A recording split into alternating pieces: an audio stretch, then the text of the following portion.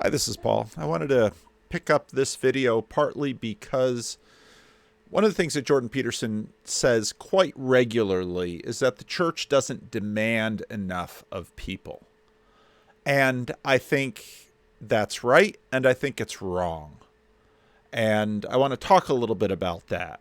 And I thought this conversation on spiritual void in the West, it's interesting that with this conversation with this young journalist, that's the titles are interesting because it'll tell you something about what the people think was the critical aspect of the interview. And while most of this interview sort of covered all the usual culture war type things, that's what they pulled out of this interview for the topic. And I'm really glad because that's the most important part of this interview for me. By this point, for many of us, a lot of the conversation about it's not settled in the culture, but it's settled in many of our minds. But it's obviously salient to this young man. But this is where he starts getting into his personal story a little bit, and for me, that's really where things get much more interesting. I've been to church many times before, and I've been to temples, and so I come from an Indian background, and my parents were raised with Hindu and Sikh religion in India, and so I was raised with Sikhism, Hinduism. I never really resonated with it, and Okay, now again, the topic of this video is about the demand that the church makes, or the lack of demand, or not enough demand. Now, again, in this individual's case, he's not born in American evangelicalism or in American Roman Catholic or in an American church. He's born in an Indian Sikh religion. And another interesting topic of exploration is, in fact, what happens to the religion of immigrants. And my own past, that of Dutch immigrants from the end of the 19th century, and in the Christian Reformed Church, another wave after the Second World War. Very interesting studies in terms of religion and immigration. I think what's happening now is quite a bit more difficult for religious immigrants to come because the culture is so intrusive. Whereas at the end of the 19th century, so much, especially in the Christian Reformed Church, so much of the Christian Reformed Church, you went to church on Sunday, you went to Christian day school during the week. The environment in which my grandparents were formed so deeply by the church in the culture, at least in Southeast Grand Rapids. Both of my grandparents went to Christian school. After Christian school, my grandfather then basically went to prep school in order to, all by the Christian Reformed Church. Calvin College started as a prep school for ministers to get them ready for seminary education. So you'd go to Christian school, and even my education, I went to Eastern Christian K through 12 and then to Calvin College. But we had television and radio, and the world came in, whereas in the Christian Reformed Church it was filtered. Now when immigrants come in, you have the internet and you have this culture that is so pervasive. And again, going back to my conversation with Brendan, who talked about the fact that in Korea, and this was, some people in the comment section basically validated it, that in Korea, the current generation is becoming so deeply secularized, Americanized. The impact is so great. So let's listen to a little bit more of this young man. I always sort of rebelled against organized religion. And then came high school, and sort of I was developing my identity, and I had these larger questions about existence and about the world. And to some extent, religion did help with that. And I did go to church for this short period of time, and that was very interesting, and I learned a lot of things. Even if I didn't, let's say, commit to being a Christian, it was still learning the lessons about forgiveness, about mercy, about Right. Now, boy, I've got a lot to say about that. In North America, the church still has tremendous power in cultural power, presence. And this is something, now it's certainly losing it, and this is part of the battle, and this is a struggle, but the fact that this young man raised Hindu, Indian, Sikh, at least found his way into church. But now notice that what he took away from it was topical. Let's play it again. Right. It's about, I didn't, let's say commit to being a Christian. It was still learning the lessons about forgiveness, about mercy, about right. Forgiveness and mercy. Two very big emphases of Christianity. Did he hear about law? Now, for my grandparents' generation, growing up, part of the Christian Reformed liturgy was the recitation of the Ten Commandments every Sunday. That remained part of the Christian Reformed liturgy even in the unusual little church that I grew up in Paterson, New Jersey, with my father as the preacher. We recited the Ten Commandments, usually the Exodus 20 version, sometimes the Deuteronomy 5 version. We recited them every week. We recited the Apostles' Creed on the evening service every Sunday night when we would go through the Heidelberg Catechism. Many Christian leaders have noted that catechesis is something that has completely failed in many respects in Protestant churches. And to a degree, I'm not going to point fingers at the Roman Catholics. It seems that the Orthodox are very serious with their catechesis. Good on them. But what has happened in the American scene is that churches have increasingly been dealt with as basically voluntary organizations. And people will say things like, well, I go to church when I feel like it. Well, what is it? When do you feel like going to church? Well, as a pastor, I can tell you, unless you have a discipline of Christian living, you will go to church when you have nothing better to do, or when you feel that you're in trouble and you need God to rescue you out of something. Because that's often the case that in the Black community, many, many people have a Christian background, and if you ask them they're a Christian, if you ask them what church they go to, they'll mention some church that either they used to go to or they go to every now and then, but many people don't go every week. And I know that because, well, again, I see it generationally. My parents' generation, they went every week. The baby boomers, a lot of them would go kind of when they felt like it. And in the African American community too. Some of the people who would become deacons and elders here, when they came into office, they kind of realized they're going to have to be here every week. That was a change for them, but it gave them a responsibility, and that's why you kind of give out jobs at church. This is where you get into Peterson's demand. Part of what happened in American culture is churches became sort of this experiential, expressive, individualist organization. And churches adapted to that because they knew that as the 20th century, especially after the Second World War, the church's hold on people was loosened and loosened and loosened. And culturally, especially maybe perhaps not so much in the South, in the Deep South, but more so in the Northeast and in the West Coast. To a degree in the Midwest. The Midwest is still more deeply churched. But churches then would have to find ways to improve the music. The seeker movement, which really took place in the 80s, tried to, in a sense, begin to compete with what? Professionally mixed music. And so churches would start to have professional musicians on stage instead of, as in Northside Chapel, Mrs. Vogel on the organ. Now, Mrs. Vogel was a dear saintly church lady, and not a church lady in the bad sense. She'd have an angle of that sometimes, but she was faithful and she devoted herself to the ministry of God in the First Word of Paterson in a deep way. She had her rough edges, she had her blind sides, but nobody doubted her commitment and her love for the people. Organ player, crappy little organ at Northside Chapel. not so good.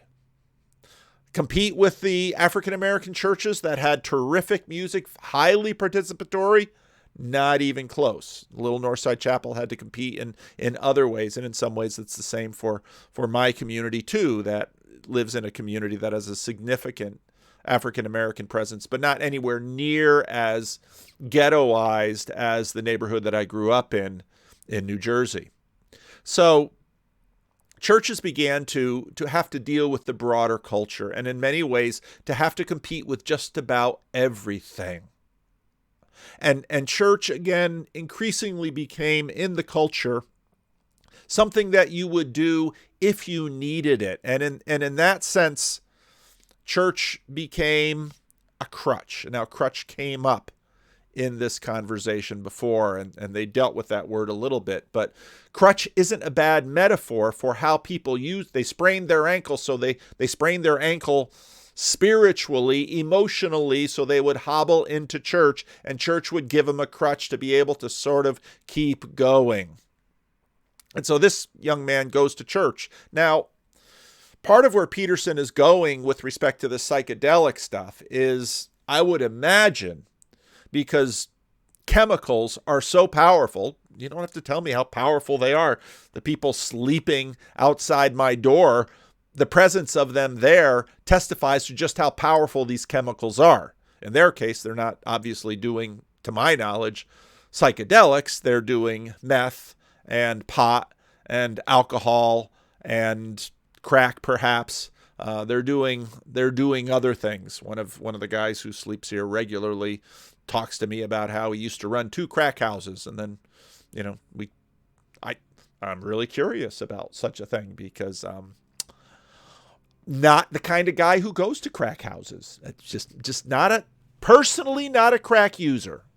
So he is an alcoholic, and I remember one day he found a bag which seemed to have some little balls, and there was a hypodermic needle in there, and so he thought that this was maybe some heroin that someone left there, so he thought he'd shoot it up. But to his dismay, the person that had left that basically left dirt in there, and so he shot dirt into his arm and had to go to the hospital to clean out his arm.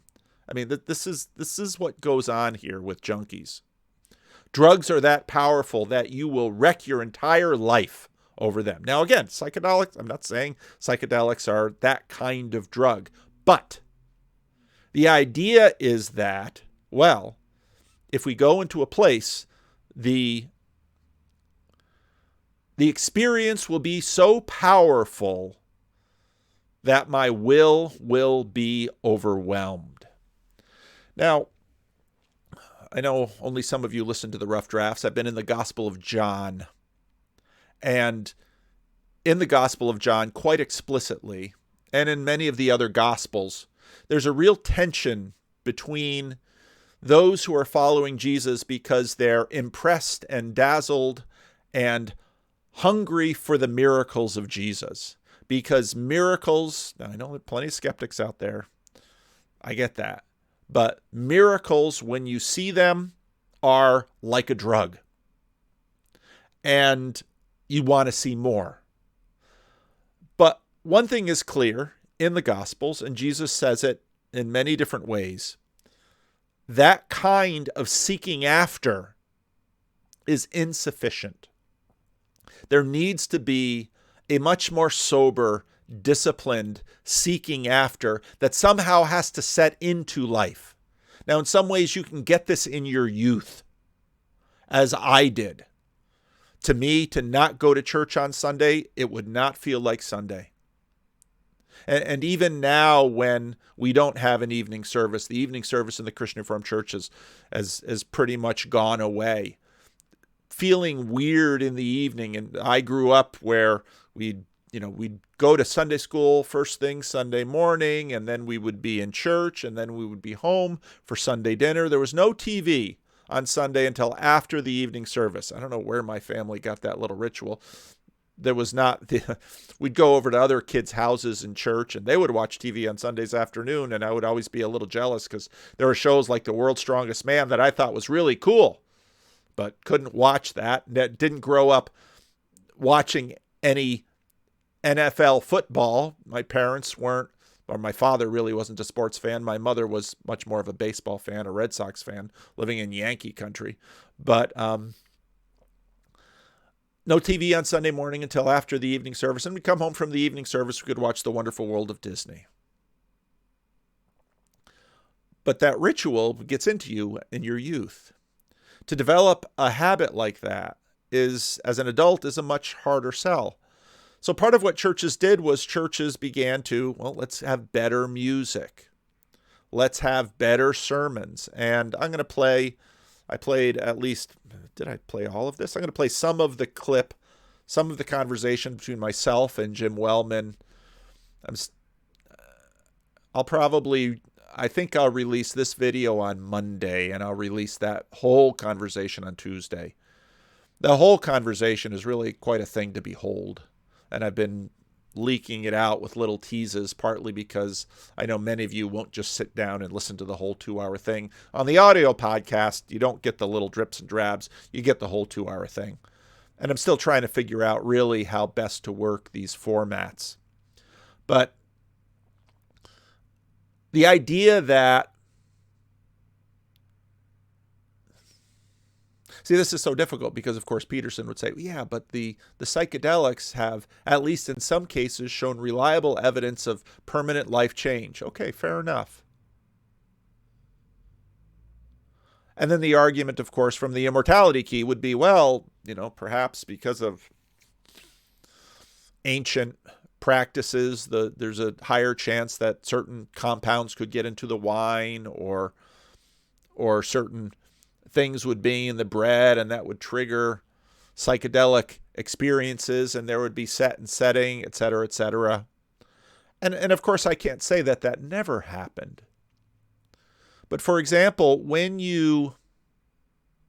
I should probably open up that Immortality Key book again and see if they deal with the book of 1 Corinthians. Because the Apostle Paul addresses a number of these issues in the book of 1 Corinthians.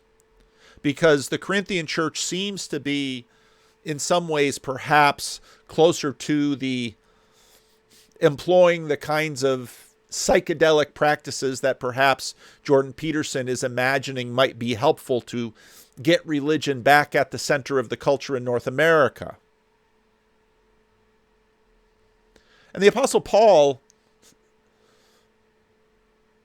highlights a number of issues in the Corinthian church, one being obviously the disparity between the wealthy members of the congregation and the poor members of the congregation, because the Lord's Supper at Corinth apparently became quite a feast for the wealthy, and then the poor would go away hungry, and Paul would call that out and say, you're better not to do it at all. But there was also in Corinth a lot of bragging about visions, and a lot of bragging about the kinds of ecstasies that people would have. And you find that in various places in Paul's epistles, where you will have groups that are bragging about the kinds of visions. And Paul would often say that he's had better and bigger and more powerful visions than them. But as Bishop Barron said in the Conversation of the Four Horsemen of Meaning, the focus is never on the visions alone, that the visions are always seen as insufficient, because the gospel is something that comes into our lives and is seen through sacrifice and enduring discipline and obedience. So this young man goes to church and, well, he learns about forgiveness and mercy. Well, those are two good things you'll learn from Christianity, so good on him, but didn't really take. Now, that's not unusual at all. Again, I'm a Calvinist, and so my position is much more like it isn't going to take until it takes, if it ever takes. And that's up to God. Well, what do you mean God? Well, everything in God's providential way that he brings into your life. And I've been going through the Gospel of John again, and who will come after me? The ones that the Father sends, and none of them will be lost. I mean, Calvinists didn't just make all this stuff up. Calvinists read the Bible too.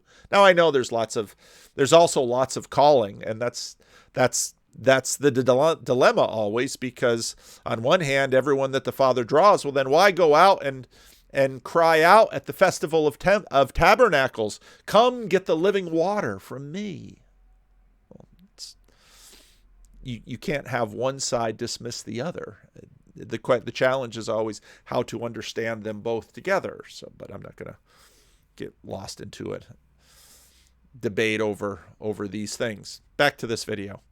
Right. Well, some spiritual practice might be better than none. Sure, but still going to church and I guess, I don't want to sound like I was fully immersed in that environment, because I certainly wasn't. I wasn't practicing as a Christian, and obviously people who are practicing Christians, they get something that I've never experienced, right? So I can't speak to that, but for my limited time going to church, and also going to various Sikh and Hindu temples as well, primarily Sikh temples, which are all over Canada. Going there, I still didn't feel like I was having that spiritual experience that I wanted to have. Right there. Expectations. Now, definitely finding satisfaction is important and valuable and critical.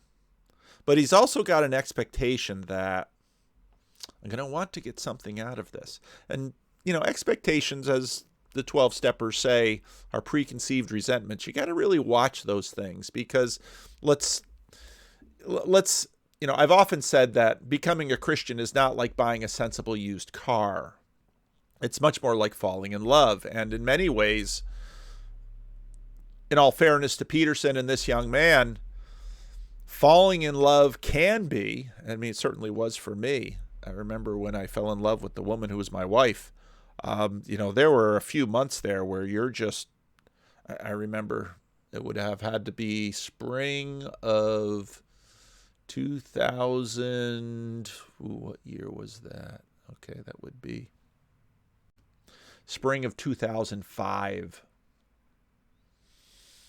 I remember just feeling, especially in springtime, just wow.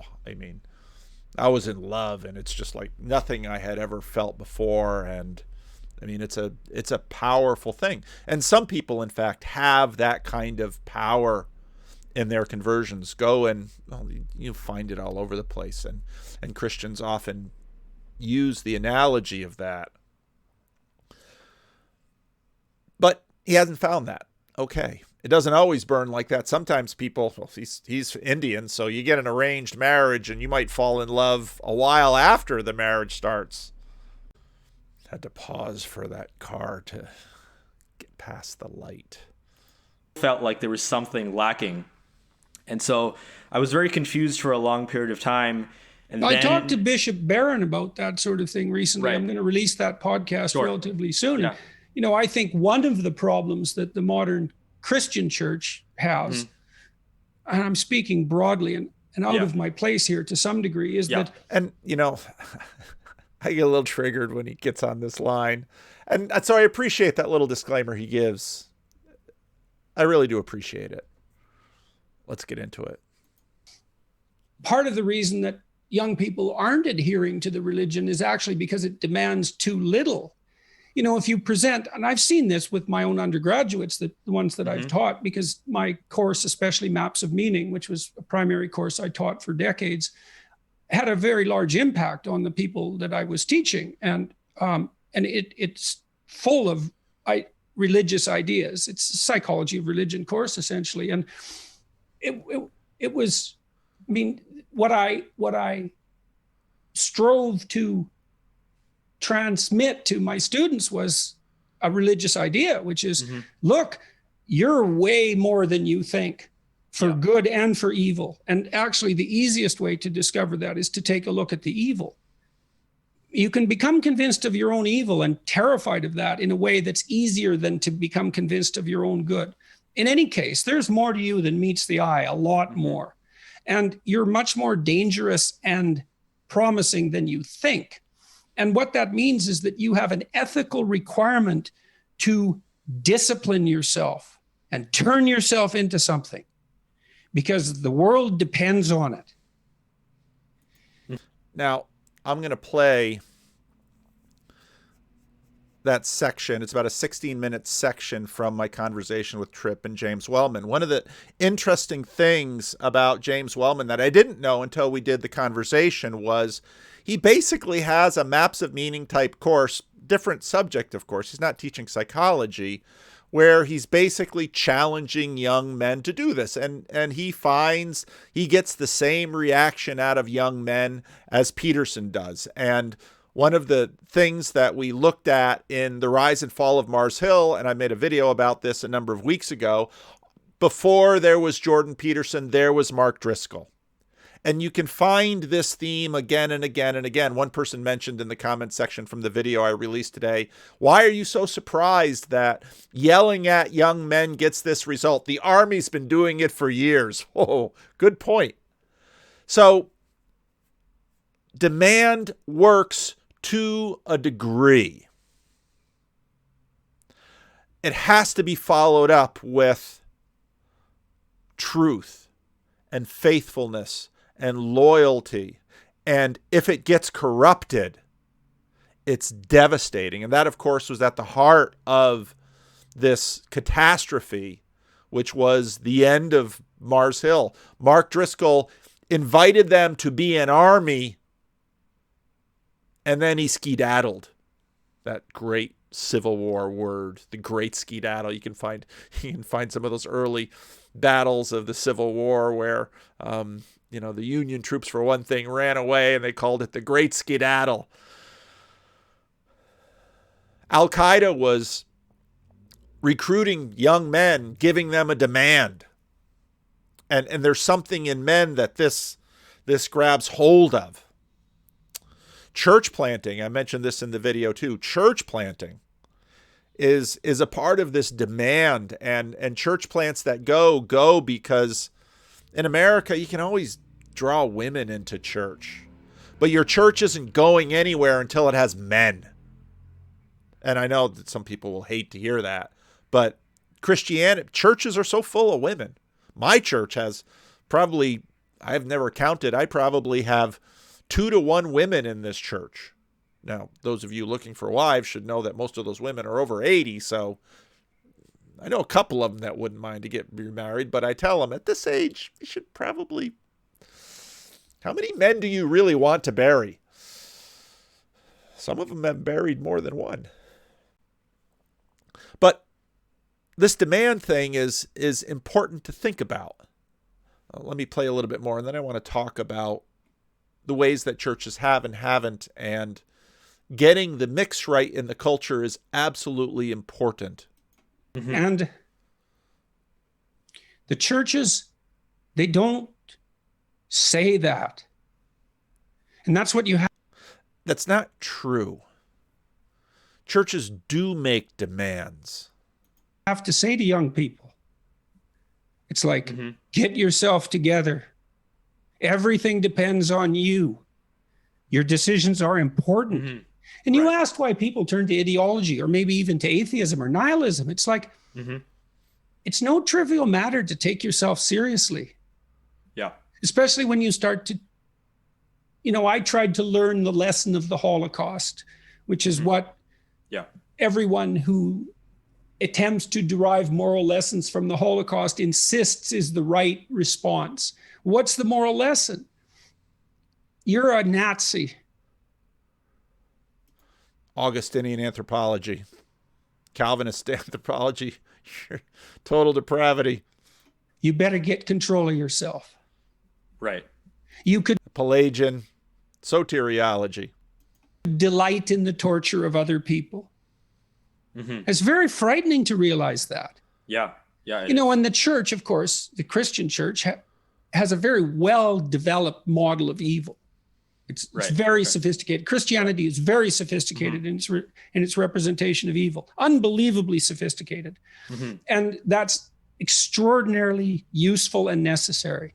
And I don't think the church demands enough of its young practitioners. It doesn't offer them enough, and it doesn't scare them enough. Right. So it doesn't offer them enough, and it doesn't scare them enough. Wow. I'm going to pause here because I'm going to now insert that clip, and then I'm going to come back after it. You know, he sort of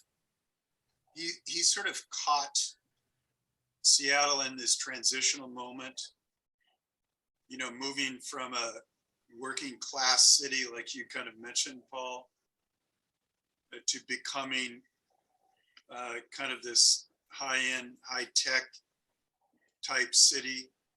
And in between it, you have a lot of lost, I'm not talking about you, Trip, but young men who are kind of searching for meaning, for purpose. Often young men who are very smart, sophisticated in certain ways, and kind of wondering, like, how do I create a life? How do I even find a woman? What do I do with my life? And Driscoll kind of comes, you know, sort of storming in with this really powerful ability to speak into young men's lives.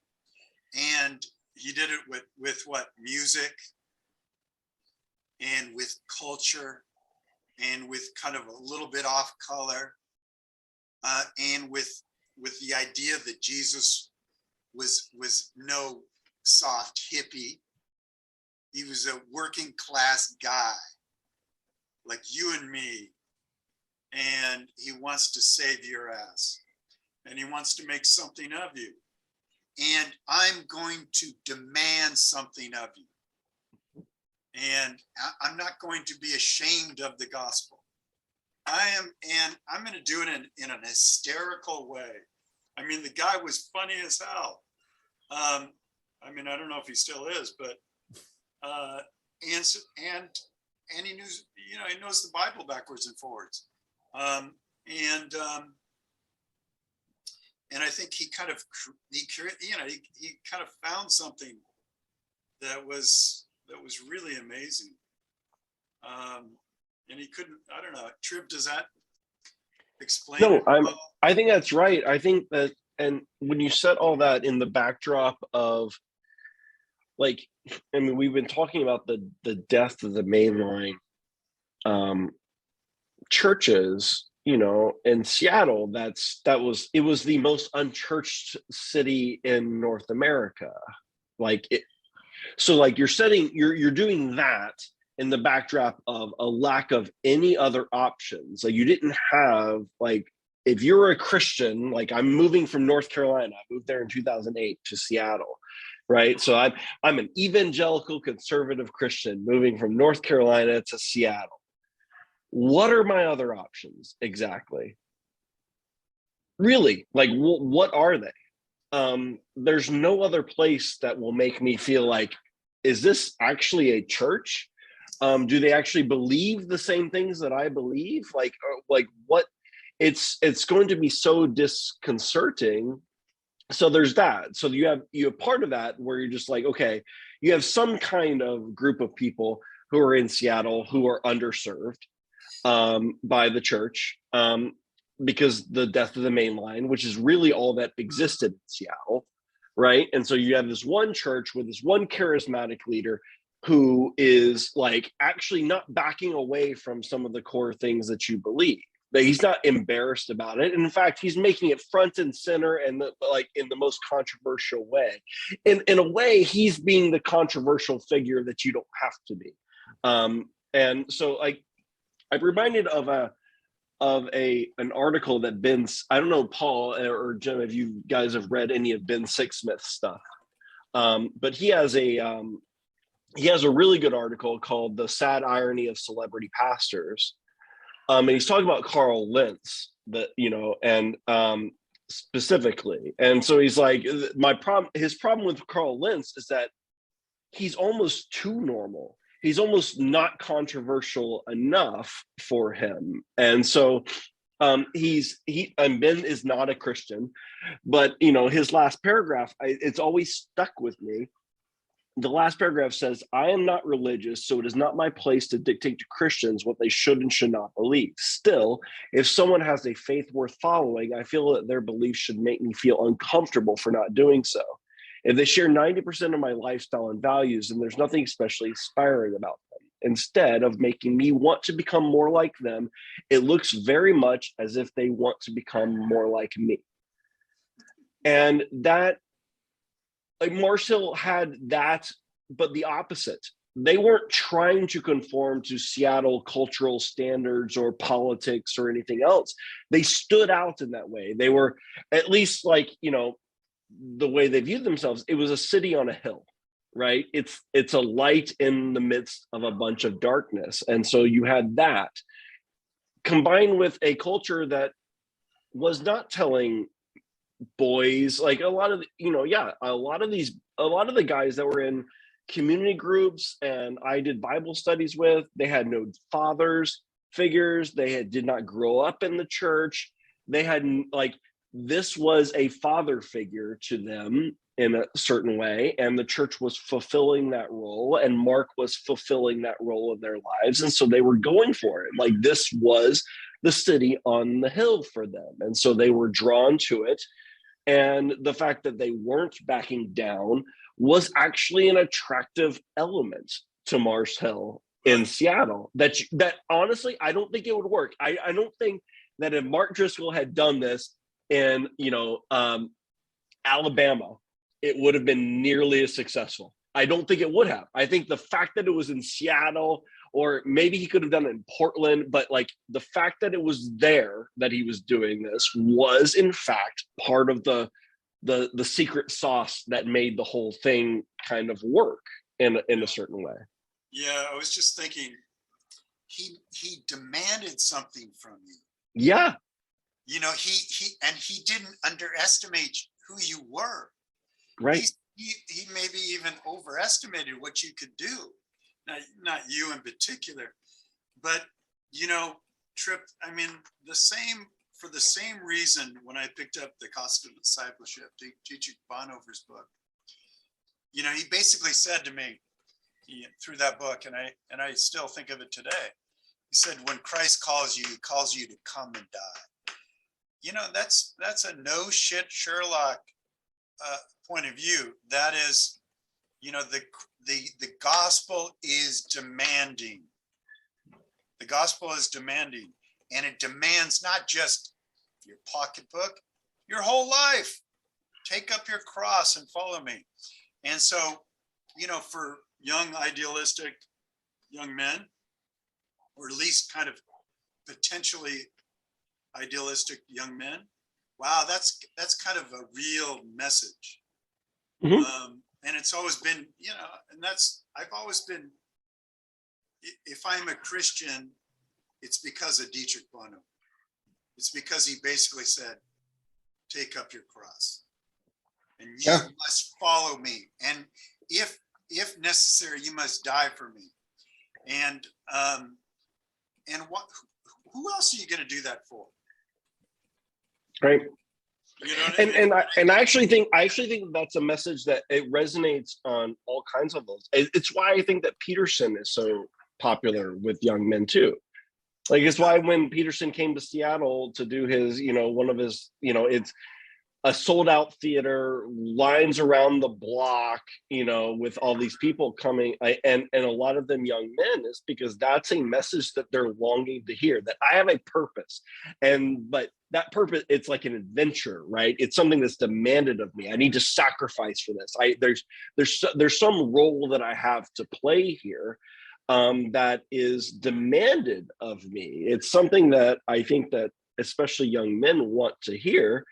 And Peterson would probably argue, as he did with Captain Newman, like, what kind of woman would you want to, like, what kind of man would you want to marry to a young woman? Is it like a child? who, you know, doesn't think that there's anything demanded of them, or do you want something else? And so like, I think that that's one, like, I met my wife at Mars Hill. There's a reason that women were going to Mars Hill too. It wasn't just like the young men, sure, but like there were lots of college girls at Mars Hill. That was also part of the appeal as well. And so, but Mark, I mean, he has that famous sermon where he's like essentially spending the entire sermon yelling at men, just absolutely yelling at men, and, you know, married men, single men, and like just the whole sermon is just that. Yeah. It's a very weird way to try and attract men, but it worked. It absolutely worked. It's, you know, I mean, I've listened to Peterson, and you know, he's not my hero, but what I think he does. You're a little old for that. Yeah, exactly. Exactly. But what I try to do, you know, when I teach my Life Worth Living course, is I kind of, you know, occasionally I say, this is what your life can become. But, and the question is, will you take it up? I don't kind of use the language of faith so much as like, take up your cross, follow me. But I say, it's up to you as to whether or not you're going to make the life you really want. And I still have guys who, you know, young men in particular, who call me up and say, "Oh, Wellman, you know how that goes sometimes. Wellman, I love that class. You know, I just love you," and it's kind of embarrassing. But I mean, I just think that's just a part of what young men in particular need, and want.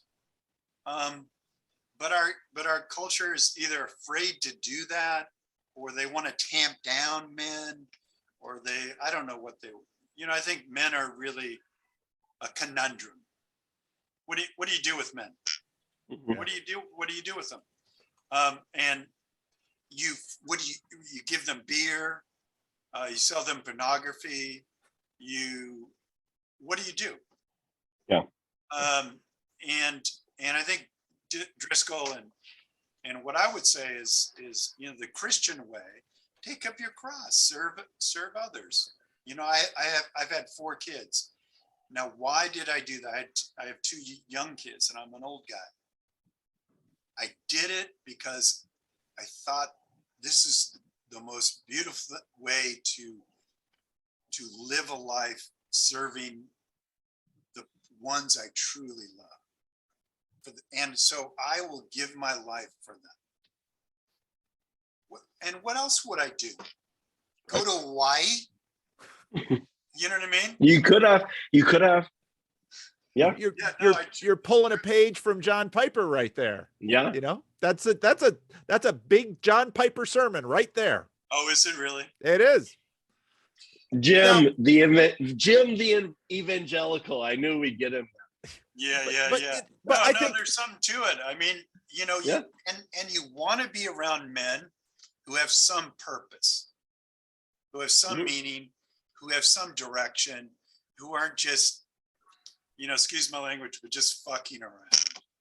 You know what I mean? Well, and see, this is the thing. This is what also makes it a little bit dangerous. And what happened with Mars Hill is that you want to be around men who have purpose, or you feel have purpose, you perceive as having purpose. You have like that kind of drive and that kind of call, which makes men like Mark Driscoll like, if you can convince people, if you can display that confidence that like, I've got purpose for you, I can do these kind of things, then you will get men to follow you into battle where you're just using them for various purposes. And so that's where it becomes difficult, because in a certain sense, I really like what Driscoll did with Mars Hill. I really like that he was actually, like, in certain ways, he was calling men to a higher calling than what was being called by the culture of Seattle, or what is still being called by the culture of Seattle. And yet It was being called to his purposes as well, and that's the sad part about it, and that's what, like, my big regret about being part of it was that it wasn't I yeah, it just, it's sad to me that it was not pure, I guess, and that's kind of maybe a foolish thing for me to want in this life, but that's my big regret about it, is that it wasn't something more than what it was. Yeah. um No, and I hear you. I really hear that, Trip, because I mean, I sense that from you, that you needed him at some level, and I'm not saying that as a kind of as a put downer in any way at all. I think men need somebody to look up to as a hero, in some form, and then as a guide. And if they don't have that, they tend to wander, and God knows what they do. In our culture, I think, Paul, I think you're exactly right. I think Jordan Peterson is a guide for men, and and I think women look on and they go, many do. They say, thank God you're getting my husband off his ass, to do something. And I like listening to Jordan. I'm not a huge fan of his, but you can see you can see the passion in him. He's saying, you have a life. Don't waste it. And I mean, my God, what's wrong with that? So you've heard the demand. And again, James Wellman is seeing exactly what Jordan Peterson is seeing, that if you challenge some young men in a way, they will rise to the challenge, but not always.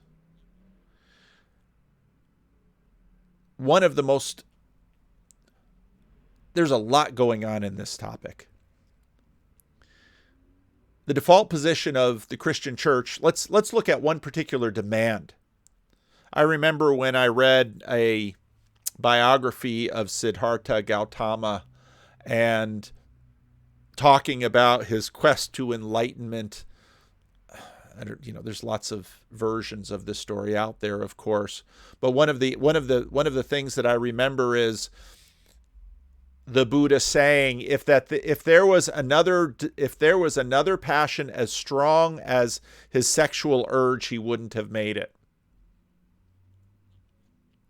Standard traditional Christian sexuality that is being taught by many churches is that sexual intimacy belongs exclusively in the confines of a legal marriage. That teaching has been severely disrupted, obviously, by the sexual revolution. It was aspirational before then. Trust me. My mother going in, doing some genealogies in her own family history, it's like, wait a minute. She was born then, but they were married then. There's not 9 months in there. So, and the history of the church with respect to sex is a complex history, and it goes back a ways. But the church has long made demands of sexual self-control on its people and continues to do so. And culturally, the church is seen as abusive because of this. A number of the ways in which the church has made demands on people have culturally been seen as abusive. The church has been, as I mentioned earlier, losing a tremendous amount of ground and influence on a whole variety of ways.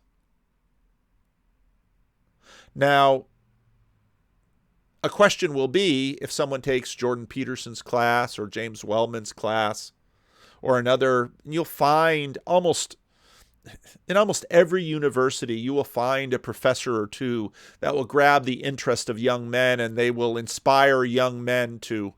You find teachers in high school that will do this too, that will try to make more of themselves. You'll find Army recruiters that do this. At least the Army recruiter has something they're recruiting them into. At a university class, most men are going to have to try to find their way. I think part of the reason novel and strange religions work is that at least they are making demands. Cults work by making demands. It means there's a world of difference in terms of what you are brought into. I do many conversations on my channel with young men and some women who grew up in church. And similar to this young man's experience, they might have gone to church, and perhaps it's true that if you grew up in a church, you feel that the church didn't ask enough of you or demand enough of you. All the attention is on evangelicals deconstructing, and in almost every case, the glee and joy that people find are the breaking of the restraints that have been on them. Now they're free to pursue a sexuality that they find to be authentic. Now they're free to basically think like the culture that's projected on mass media is aligning them with. Now they're no longer having to carry the burden. That's what all the deconstruction talk goes about. And so perhaps if you grew up in a mainline church, one of the remarkable things in James Wellman's conversation, which really struck home with me. Now he's sort of a dispossessed mainliner, at least from what I could tell from the conversation. He and I both were in earlier years moved by the work of Dietrich Bonhoeffer. I was towards the end of my college career. I'm trying to think of exact timing. And I read The Cost of Discipleship. It wasn't assigned or anything like that. I just heard of Bonhoeffer. And the title of the book, The Cost of Discipleship, attracted me. And I read that book, and that book so gripped me that I talked to one of my friends. I didn't have a car. He had a car. So I know now it was before seminary because I got a car when I started seminary. And I decided that me and my friend, we should just leave school, forget getting a degree, go out onto the road, become itinerant preachers, live off the donations of others. And because as James Wellman says, he calls us to come and die. And that vision in Dietrich Bonhoeffer's The Cost of Discipleship so grabbed me. I couldn't wait to live it. My mother got a little panicky when I announced to them that these were my plans after 3 or 4 years of investment after 12 years of Christian undergraduate Christian elementary and high school education, after 4 years of expensive Christian college education. I'm going to throw it all away and become an itinerant preacher. And my father was very wise, and he knew not to, confront me head on and say, yeah, you can do that. But these are some things you might want to think about, that perhaps all of your youthful enthusiasm and masculine testosterone running through your veins, that maybe what you're learning in school and what you're growing into could become useful for that vision that you have. And I stayed in school, and the rest is history. But yes. But you need a track to follow. And I'm not going to try to tell you that the church is just fine. Another little clip from that conversation where I note to both Tripp and Dr. Wellman that the church doesn't need just a little fixing up. But then the church is always a mess. When Paul writes to the church at Corinth It's a disaster. But it's full of enthusiasm and visions and miracles and interesting conversation with Nate Heil about the Dionysian. He didn't like what I said in the other video, and Peugeot got into that a little bit on Twitter too. The Dionysian. But I don't think it's just simply that you can say that the church doesn't demand. There are many churches that demand. There are other churches that don't demand enough, and sometimes I wonder if perhaps that's been a weakness of mine in my ministries. I pastor in a moderate church, and so his point is well taken, but it has to be accompanied with a vision and a track to follow. And part of the reason I started making videos about Jordan Peterson was I imagined that a lot of young men would be filled with enthusiasm. And listen to John Vervaeke about the roots of that word, enthusiasm. They'd be filled with enthusiasm and then find they need a team, they need a group, they need a tribe, they need an army, they need a leader, they need people around them, because the enthusiasm wanes.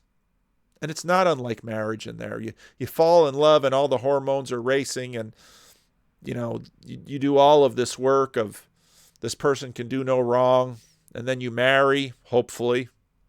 It's part of the issue. If you start living together, you sort of derail a lot of the wisdom in terms of get yourself hitched before you hate the woman. Because that day will come, perhaps. And then you're going to have to do the hard work of love, of making it work, of negotiating. I really loved the video with Michaela and Peterson, Jordan and Tammy. Marriages are messy. A long discipleship in the same direction is messy. Holding to the faith, not getting lost. You're going to want a church. You're going to want a tribe. You're going to want leaders. You're going to want fellow Christian soldiers that you can travel shoulder to shoulder with. Onward, Christian soldiers marching as to war. That song has been, I'm sure that song would be way too infused with toxic masculinity. Oh, we have to take all of the militaristic language out of the church. I think in doing so, you're taking away some of the chief tools for men. The Promise Keepers movement, was into this. The church has been working in this area for a very long time. So on one hand, I think Peterson has a point here. On the other hand, as with some of the conditions that he made here, there's more to it than that. I'm really running out of time. Where's he going to go now? So I wanted to finish my thought from earlier. So what I was saying was that participating in organized religion sort of ironically didn't seem enough to fulfill my spiritual impulses. And I could be speaking, maybe not sort of in a representative way. Maybe if I did fully immerse in the religious lifestyle, maybe I could have achieved that state.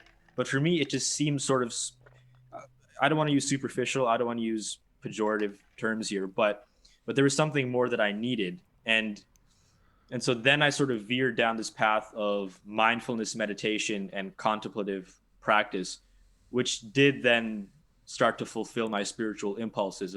At least that was participatory. It was probably more participatory than being an observer at a church if you're not really looped in.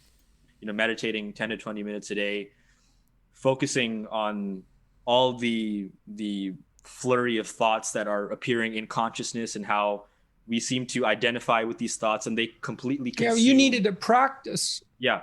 And that is something else that the church, the Christian church, could offer to young people. It's like, okay, you want to be a Christian. Okay, what do you do? Sure. Again,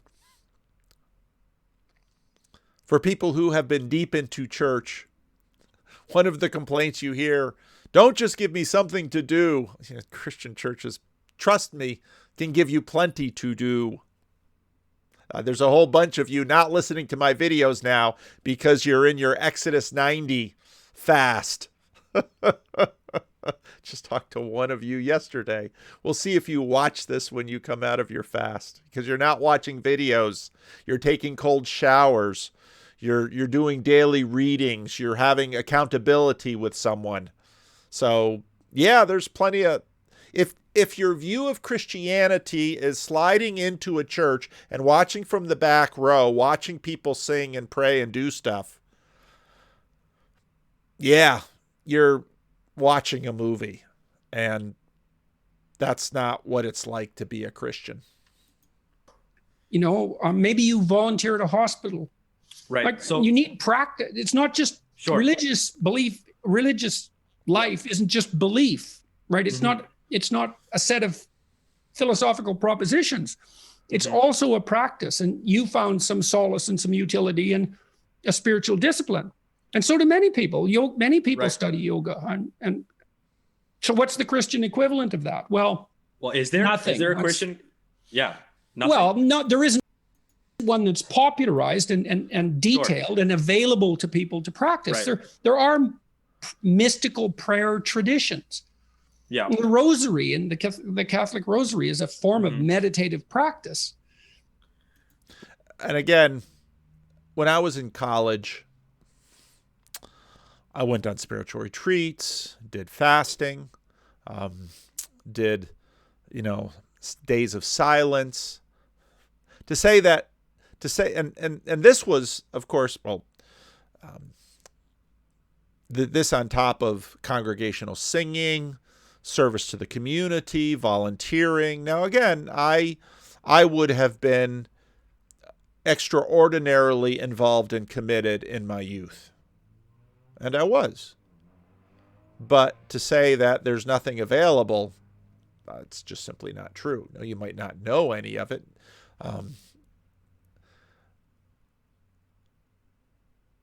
It's going to be in there, and in experimentation. You can find churches that have Christianized yoga. Now, you can debate that one in the comments section if you want to. So, there's a lot to this that's sort of glazed over here.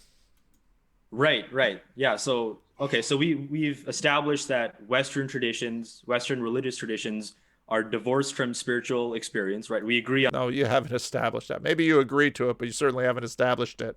on that. Well, they're divorced enough so that they don't seem to be. They're not motivating in the same way.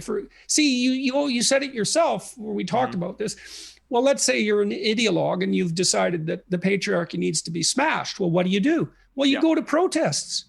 Well, that's smoke and fire. Or you go to the Canadian truck protest. I mean, same thing. It's dramatic. Well, if you're a Christian, a young Christian, well, what should you do? Well, be good. Well, it's a little vague. Sure. Again,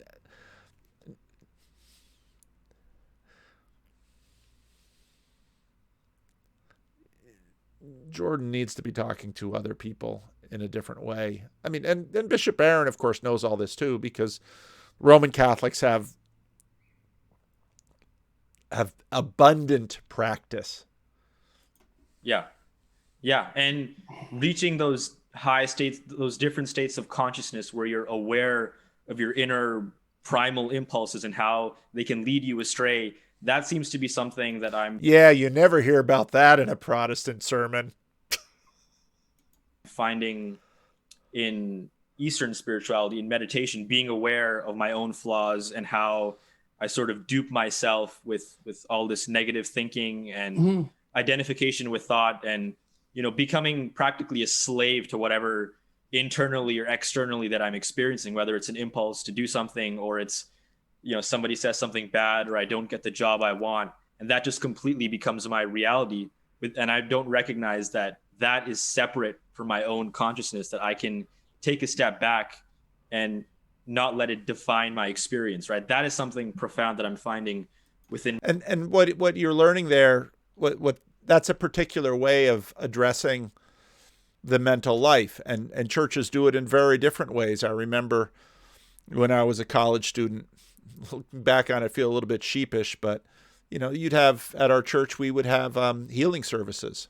And again, some of you I just triggered a bunch of you there, but the healing services were nothing more than prayer services. And there were, we would sing songs, and the service would go a while, and there would be leaders of the church and more mature members of the church, and you would simply go up to have prayer with them, and you could pray about anxieties in your relationship, money anxieties. And now you didn't sort of disassociate and recognize, oh, all of these anxieties are attached to myself. No, you say, well, of course they're attached to yourself, but then you would bring in other visions of love for Christ, of God's providence for you, of resting on his providence. And in some ways, part of how I think in many Christian traditions, instead of a disassociation with the details of the common details of your life, there's a deep irony in this.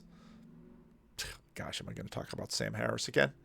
Where the move to deal with common anxieties about the ups and downs of life are done with disassociation, in terms of that's what's being prescribed.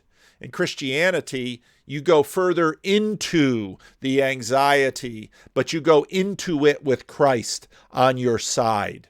And Christians are not so shallow as to imagine that then suddenly everything is resolved. I'm wondering if I should play a little video for you. This Rod Hugin's been on my channel. He's a friend of mine. He's one of the pastors at this church. It's an amazing little church in Tucson, Arizona. And he shared this video with me and a group of others. As recently as a month ago, if someone had told me that this is what I was going to be doing today or any day, I would not have taken the statement seriously at all. Let's see. I've never been religious, nor was my family. I was even an atheist activist for several years. I was not just an incidental atheist.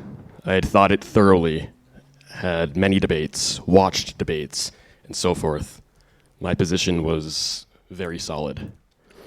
So before I go into what changed me, though, I just want to start off by giving a few thanks. In no particular order, I wanted to thank the friends of mine who've come in to just share this with me. Kate and Danny, Ivan, and Nathan. I also want to thank everyone who's watching from back home in Canada. That's my mom, my friends Randy and Rob, my friend John.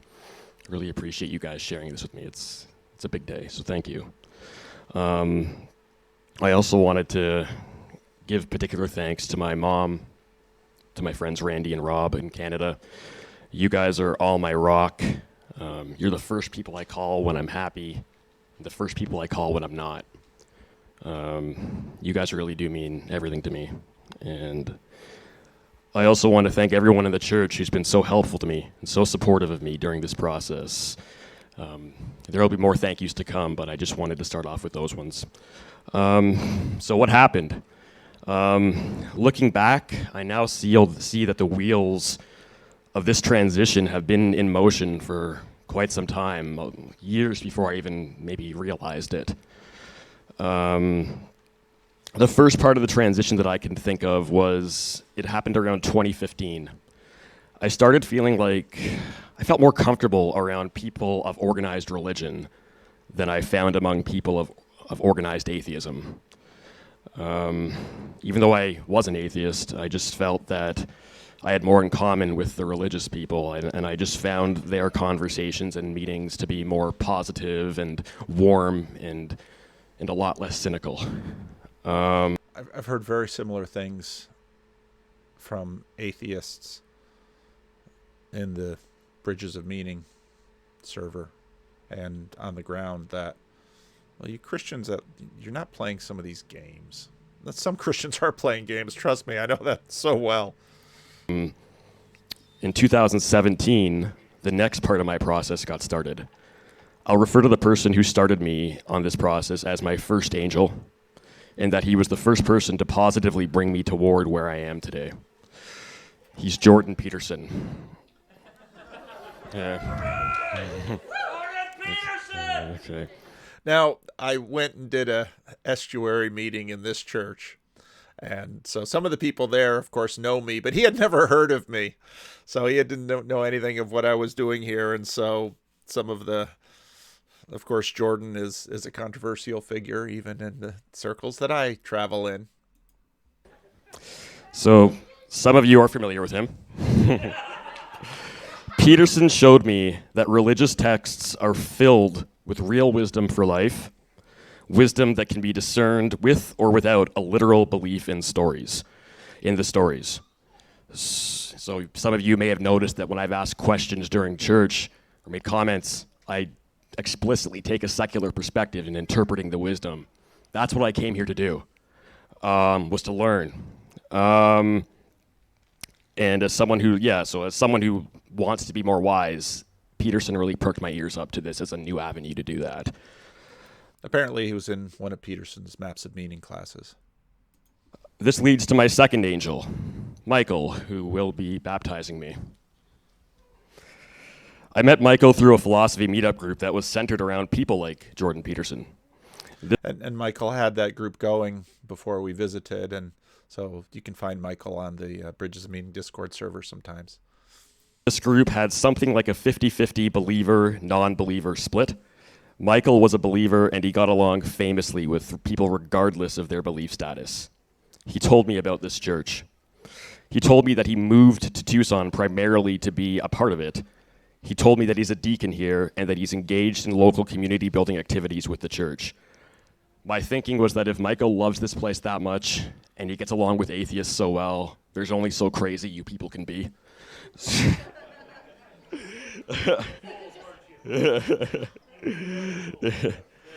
So I started coming, and despite my belief status, you were all completely welcoming and warm to me. And part of my friend Rod's church there, they are demanding church, but they demand in a particular way. So they're sort of affiliated with the Christian Reformed Church. Rod's co-pastor is a Baptist minister. So Rod's Christian Reformed baptizes babies, and his co-pastor doesn't believe in infant baptism. So, there are some things there's some, that's not a division between them, but there's some complexities to this church. But so on one hand, they do demand a lot of their people, but they also you sign up for membership a year at a time. And of course, that's not Christian Reformed. And you can debate a lot of these things, but actually a lot of what has been happening in churches is that in the midst of this cultural wave that's been going through, that churches have been trying to figure out the subtle dance of demand.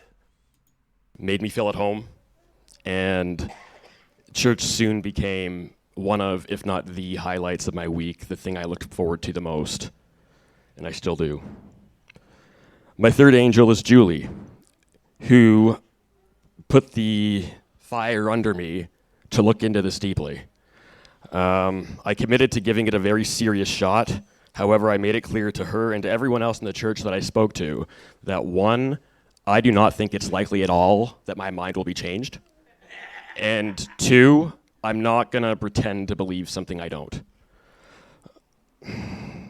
However, I also said that I genuinely want to believe, and I have wanted to believe for years. As someone who's had a lifetime of issues with anxiety and depression and feeling alone, even though I'm not, but still feeling that way, how reassuring would it have been to feel like I'm never actually alone?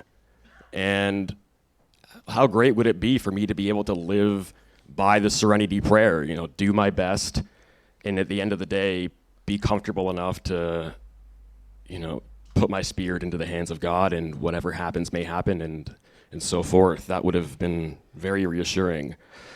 But my motivation aside, I needed to be won over intellectually before the rest of me could be won over. And I figured the odds were terrible. And that will change from person to person. For some people, the intellectual path is the primary. For others, it's experiential. People are all over the map. I mean, what are the odds that I'm going to hear an argument that I haven't heard before? Well, it turns out the odds were 100%, and it happened the very next day. This brings me to my fourth angel, John, who's watching. John and I were best friends in high school, in university. We kind of grew apart since a little bit. A few months ago when I was supposed to go home to Canada, but thanks COVID, I called him up a few months in advance to reconnect with him. I wanted to meet up with him, and we hadn't seen each other in 5 years, maybe 6. So we were talking, and one day I called him on my way home from church on my Bluetooth. And so backstory, John and I, throughout our entire friendships, we were both firm, scientific, rationalist, atheist types. So I said to John, "You're never going to believe where I'm driving home from right now." He said, "Where?" I said, "Church." His response was, "Oh, that's cool. I go to church too." So the shocker became the shockee. So let's see, where am I? He told me that some years ago he had started reading into Christianity just for self-edification. His neighbors were Christians. They perked up his interest, so he started reading on it, which is not uncharacteristic of John, as in high school, for a personal side project, he read Darwin's On the Origin of Species, cover to cover, in his free time. So this is the kind of curiosity we're dealing with here. And he told me explicitly when he started reading about this, he was in no way trying to be converted. So John told me that, the more he kept reading, he got to the point where, in his own words, he could no longer not believe. John is one of the smartest, most intellectually rigorous people I have ever known. He doesn't take ideas lightly. I knew that if I was going to be converted, it would have to be in a way similar to how he was. Brain first, heart second. He was the very first person I called. Over the next several days, we spent 6-8 hours on the phone. Our first conversation was on Monday night. Within an hour, he had already cracked my egg of doubt in a way that it had never been cracked before. He told me about Old Testament prophecies, particularly those concerning the life. Now, I wouldn't say that this is just about answers. The relationship is, I think, key to how the answers are received. Life, death, and resurrection of Jesus, which were borne out by not just by the New Testament, but also by historians who were not friends of the early Christians. John showed me that it would be beyond a conspiracy theory to think that this happened for some sort of nefarious reasons. It's like, were the Jewish people really going to go let the early Christians edit their Torah to make them look wrong? Were the Romans and the Jewish authorities going to help him fake his own death to prove that he is who he says he is and thereby compromise their power? It's like, could the Roman guards have pulled a reverse Epstein and fallen asleep on the job so that Jesus could be resurrected? That would be a rather poor choice, given that the king had a well-known habit of killing soldiers who botched executions. And why would these early Christians want to put themselves through a gauntlet of Roman and Jewish authorities, an unwinnable battle by natural standards, if they didn't truly believe?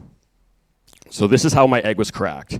This was the first time in my life that I said the following about the Christian God or any God. Seriously, maybe. It's the first time I've ever thought that. And that night, I had a wonderful sleep. I had been very depressed for the past week, and yet I went to bed with a smile on my face.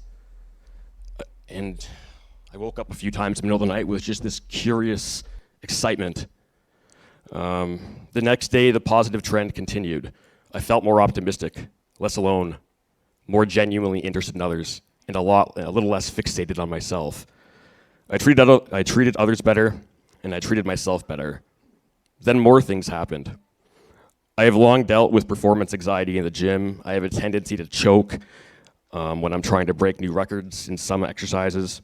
I stopped choking. I was having the best lifts and the best workouts I've had since I was 17. I was lifting more, beating my personal records one after the other, sometimes by staggering margins. As the days and weeks went on, I read and spoke with people like John, and Pastor Eric, and Michael every day, and read every day. I looked deeply into the arguments for Christianity, and I found them to be compelling.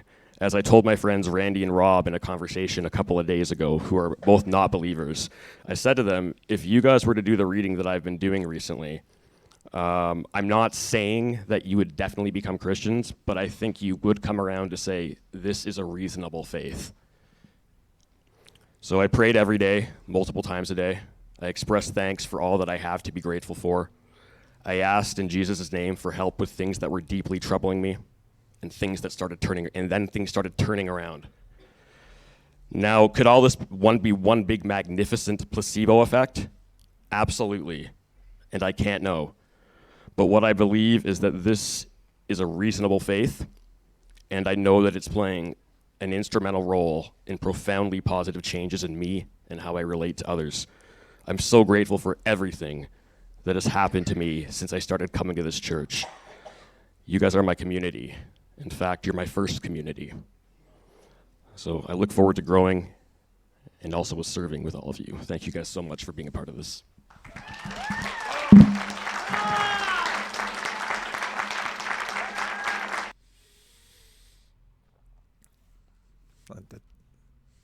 I didn't know if I should play that or not because, I don't know if he wants to get drafted into my crazy video world.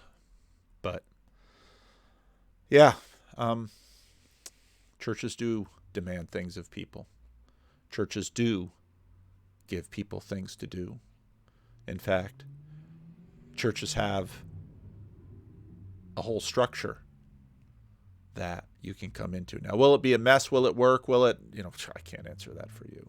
Churches are all over the map. Believe me, I get that. And I know some of you would like me to have some grand theory about how to fix everything. And here's the project and here's the program and churches ought to do this. And, I'm a pastor of a struggling little church in a denomination that might not be here 5 years from now. Fair enough.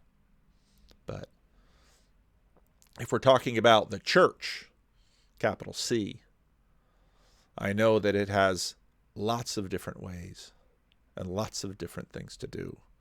The Orthodox will put you in their catechesis program. The Roman Catholics have a significant catechism, and Protestants, Catholics, and Orthodox all have many, many ways of beginning the path of discipleship. The question isn't, are there too few ways? There are so many. And to find the particular path that fits you. And this one young man found, and I'm not surprised, he found my friend's church. My friend is a very mystical Christian. He has visions. He has dreams. He listens to them. He practices them. But I might not be real happy hearing me say that, because then people seek him out. And he'll be very plain to them that this is all God's work if God decides to show him something or do something through him. And trust me, my friend is not taking any psychedelics. But this is the path. This is the way. This is the way we walk. So, yeah, I think that'll do it for this video. I hope it's okay that I used this video. I think it will be. These testimonies are meant to be public. And not only did they put it in the middle of a worship service, they decided to make a video just of the testimony, which sort of signaled me that, yes, this is something they want to share with the world. And so I'm sharing it. Let me know what you think. And again, many of you will have horror stories and reasons why you left. And, this channel is full of deconstructed. And when I think I'll release this on Monday. On Tuesday, when I release the trip and James Wellman Jr. video, you'll hear. I'm not in any way looking to paper over anything with respect to the failures of the church or people's disappointments with the church or people's walking away. And in the bit that I posted separately on Bridges of Meaning and the Conversation. I see both sides of the whole deconstruction story. Sometimes people need to deconstruct for their own welfare. But that doesn't mean that lots of deconstruction in lots of different people's lives leads to a whole lot less. I often find people who have deconstructed and now suddenly they're concerned about dying. They're more lost than before when they were in the church. So this is why we have pastors, and this is why we have, pastors and churches and individual relationships, because people's lives are different, and we have to walk with people hand in hand, side by side. And hey, I know the village at least well enough. I know my friend well enough that they will walk with people closely. And most of the time, it isn't so much that the church doesn't make enough demands. It's that people don't want the demands that the church makes. They don't seem reasonable. They don't seem rational.